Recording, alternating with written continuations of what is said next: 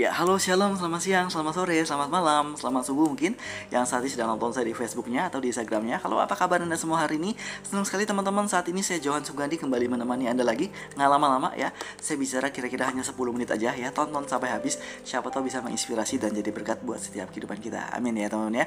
Tapi bagaimana dulu sebelumnya dengan kabar Anda? Saya berdoa buat Anda semua kiranya penyertaan Tuhan, kasih Tuhan selalu ada bersama dengan setiap kita. Amin ya teman-teman ya. Nah teman-teman, saya mau cerita apa sih hari ini ya? Kalau saya nongol di sini artinya ada cerita hidup saya lagi, ada pengalaman saya lagi, ada yang ingin saya bagikan buat Anda, siapa tahu bisa memberkati gitu ya. Ini semua tentang Tuhan tentunya gitu ya teman-teman. Saya mau cerita apa sih lu Johan? Ya mau cerita apa sih lu? Ya, saya mau cerita tentang pengalaman saya waktu masa-masa single gitu teman-teman ya. Waktu saya menjalani masa-masa pacaran ya, saya mau tekankan bagaimana pentingnya hidup kudus saat masa-masa pacaran gitu ya. Pentingnya pacaran kudus, pentingnya berkomitmen bersama-sama dengan pasanganmu untuk menjaga kekudusan bersama-sama ya, sebelum Anda menikah diberkati di gereja gitu ya, saat masa-masa pacaran itu ya. Saya mau cerita pengalaman saya teman-teman ya. Sebenarnya materi ini panjang gitu ya, tapi saya coba rangkumkan ya, semoga keburu. Tadinya saya sempat siapkan beberapa tips-tips juga sebenarnya untuk mencari pasangan hidup, sebenarnya beberapa kriteria, tapi kayaknya nggak keburu gitu. Dan lain kali saya akan cerita gitu ya teman-teman. Saya juga sempat cerita di video-video saya sebelumnya, Anda bisa tonton ya, bagaimana Tuhan mempertemukan saya dengan seorang pasangan yang Tuhan beri buat saya gitu. Akhirnya saya deal, saya melangkah dengan iman, saya melangkah dengan ketaatan, saya percaya Tuhan kau selalu beri yang terbaik. Suka sih banyak gitu sama beberapa orang, ada beberapa orang yang saya doakan, tapi Tuhan beri cuma satu gitu kan ya. Akhirnya saya deal sama Tuhan, oke Tuhan, ini adalah yang terbaik yang kau saya jalani gitu ya. Semenjak saya deal sama Tuhan, mulai ada rasa suka, mulai muncul ya, mulai muncul sejak saya taat dan sejak saya deal sama Tuhan gitu ya teman-teman ya. Sebelumnya nggak ada tuh sebenarnya gitu ya, tapi saya oke Tuhan, saya percaya emang kau baik sama saya. Akhirnya Tuhan beri kesempatan saya untuk bisa belajar mengasihi pasangan saya, dan saat ini dia sudah menjadi istri saya. Nah saya mau cerita teman-teman masa-masa pacaran kami berdua gitu ya teman-teman ya. Teman-teman, penting banget menjaga kekudusan. Saya bersama pasangan saya waktu masa pacaran dulu ya, saya berkomitmen bersama-sama dengan dia gitu ya. Kita mau jaga betul-betul hubungan kita kekudusan gitu ya, sebelum menikah. Jangan sampai melakukan hal-hal yang tidak diperbolehkan gitu ya. Hubungan seks misalnya jangan pernah dilakukan sebelum merit gitu ya. Bahkan saya berkomitmen juga, first kiss gitu ya is wedding kiss gitu ya. Ciuman pertama Anda itu pada saat Anda pernikahan di gereja gitu ya. Ciuman, nggak asik lu ciuman masa di pernikahan doang, emang nggak bisa sosor-sosoran gitu ya. Anak muda sekarang kan bilang gitu, nggak asik lu nggak bisa sosor-sosoran gitu. Sosor dulu gitu ya. Jangan teman-teman ya. Saya berkomitmen waktu itu sama pasangan saya, first kiss kita ya hanya di wedding kiss gitu ya. Saya berkomitmen untuk jaga kudusan, tidak melakukan hubungan seksual ya sebelum saya menikah dengan pasangan saya gitu ya. Kami berkomitmen dan saya punya batasan sendiri ya, mana boleh mana tidak gitu. Mana sih yang sebenarnya mana boleh mana enggak sih dalam pacaran gitu ya. Batasannya apa sih? Teman-teman suka mungkin bertanya-tanya gitu ya. Saya mau kasih tahu beberapa apa yang pengalaman saya gitu teman-teman ya. Ukurannya apa sih? Nah saya ingatkan sebuah firman Tuhan yang bilang gini teman-teman ya, segala sesuatu diperbolehkan benar ya, tapi apakah segala sesuatu itu berguna? Yang pertama berguna. Yang kedua, segala sesuatu diperbolehkan benar, tapi apakah segala sesuatu itu membangun? Segala sesuatu diperbolehkan benar, tapi apakah segala sesuatu mempermuliakan Tuhan? Gitu ya teman. Jadi ukur dengan tiga hal ini, mana boleh mana tidak. Bergunakah, membangunkah, memuliakan Tuhan atau tidak? Nah dari hal ini baru Anda tentukan mana boleh mana tidak. Dan saya akhirnya mengambil keputusan ya, saya cuma pegangan tangan doang selama pacaran gitu ya. Nggak lebih dari itu, nggak sentuh-sentuh yang lain, hanya pegangan tangan doang, nggak lebih dari itu teman-teman. Dan ini pun saya pertanggungjawabkan waktu masa kami masuk ke dalam masa-masa pranikah, masuk ke BPN, bimbingan pranikah. Saya pertanggungjawabkan terhadap pembina saat itu ya, kak kami pacaran tapi pegangan tangan doang. Oke, Anda pertanggungjawabkan, saya pertanggungjawabkan teman-teman ya. Saya bilang ke pembina saya waktu itu teman-teman ya, saya batasi diri saya tidak mau pegang yang lain ya. Begitupun saya bikin komitmen ya sama pasangan saya gitu ya. Saya mau kasih tahu, saya ngerti betul, mungkin kadang-kadang cewek berpikir, kok cowok lu nggak sentuh-sentuh gue gitu ya. Cewek-cewek mungkin pernah berpikir, cowok lu sayang nggak sih sebenarnya sama lu gitu ya, kok cuma pegangan tangan doang nggak sentuh yang lain, nggak gitu ya. Kadang-kadang cewek, saya ngerti betul, kadang-kadang bahasa cewek itu, bahasa kasihnya itu sentuhan gitu ya teman-teman ya. Kadang-kadang saya mau kasih tahu, saya punya alasan waktu itu teman-teman, kenapa saya nggak mau pegang-pegang yang lain gitu ya. Kenapa cowok itu, saya mau kasih tahu Anda para wanita gitu ya, cowok itu kadang-kadang mudah terangsang loh, hati-hati loh gitu ya. Ada area-area tertentu dalam tubuhnya itu ya, kalau Anda baca-baca, Anda mesti banyak baca artikel sebenarnya ya, ada area tertentu ya, itu yang membuat seorang pria itu mudah terangsang, akhirnya terpancing hawa nafsunya. Bahaya nantinya kalau terjadi sebelum nikah, hubungan seksual ujung-ujungnya bahaya teman-teman ya.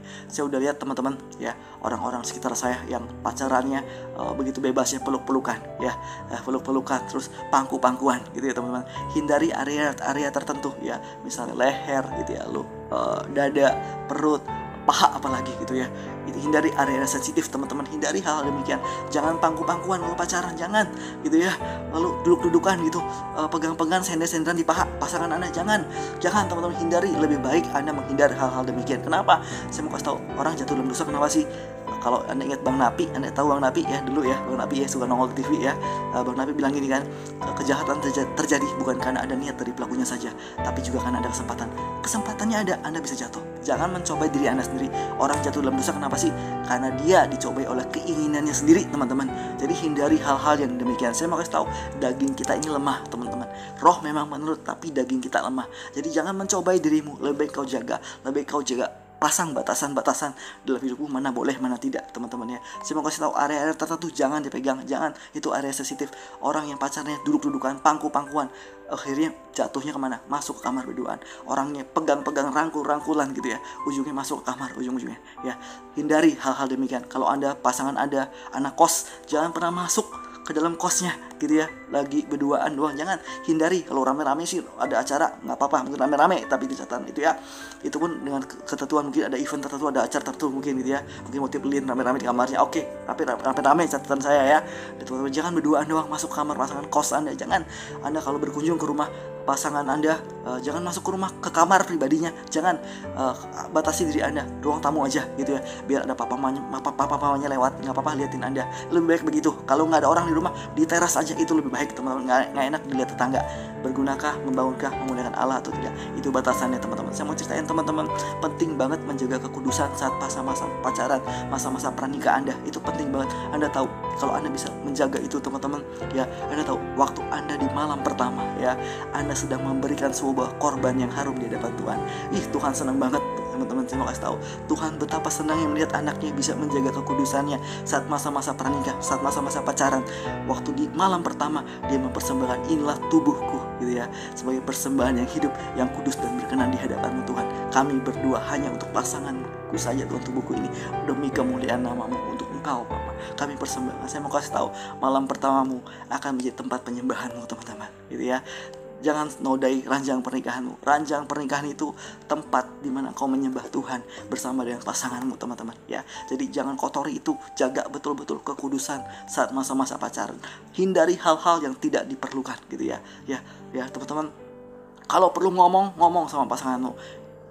Kita bikin kesepakatan yuk, mana boleh mana enggak, kita komitmen sama-sama yuk, jaga kekudusan ya. Mana kalau hubungan seks jangan sampai dilakukan sebelum Anda menikah. Jaga, bikin komitmen bersama, itu penting buatmu. Itu penting banget. Kenapa? Itu akan mempengaruhi nanti saat kau menikah nanti ke depannya, bahkan sampai keturunan-keturunanmu. Bahkan kau bisa jadi teladan buat anak-anakmu nantinya teman-teman gitu ya. Anda bisa cerita sama anak-anak Anda bisa menjaga hubungan Anda ya, sampai anak-anak bisa mengikuti teladan Anda. Wih, keren kan kalau kayak gitu teman-teman ya. Jadi hindari hal-hal demikian teman-teman. Kak, aku udah terlambat, aku udah terlanjur, bagaimana? Ya sudah, jangan ulang lagi. Kalau Anda tahu Anda sudah pernah melakukan hal yang kesalahan, ya udah, bertobat, jangan lakukan lagi. Mulai hari ini komitmen dengan pasanganmu untuk hidup kudus, untuk hidup benar saat masa-masa pacaran, saat masa-masa pranikahmu. Jaga betul-betul teman-teman ya, buat komitmen bersama gitu ya. Jangan ulangi lagi gitu ya. Komitmen mulai sekarang juga gitu ya. Jangan lakukan lagi gitu ya. Kak, aku sudah menikah, gimana? Mungkin ada kakak-kakak semua, senior-senior saya. Ya sudah, kalau Anda pun pernah melakukan kesalahan, ya sudah, saya ngomong ini bukan saya merasa lebih baik dari Anda, tidak. Saya merasa lebih suci, tidak teman-teman. Saya hanya berbagi hati saya prihatin lihat anak muda zaman sekarang gitu ya.